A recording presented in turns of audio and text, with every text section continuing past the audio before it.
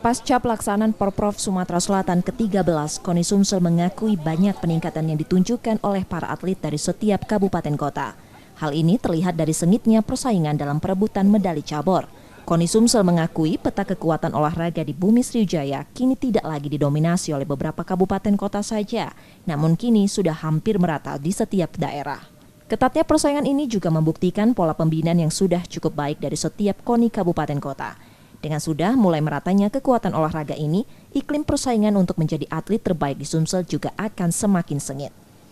Nah, ini tentu akan menumbuhkan iklim kompetisi yang ketat, menimbulkan motivasi dan semangat bagi daerah-daerah untuk bagaimana lebih baik ke depan.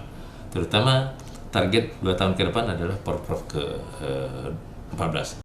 KONI Sumsel juga mengingatkan ke depannya akan ada sanksi tegas bagi kabupaten kota yang menggunakan atlet dari luar Sumatera Selatan. Nur Muhammad, Kompas TV, Palembang, Sumatera Selatan.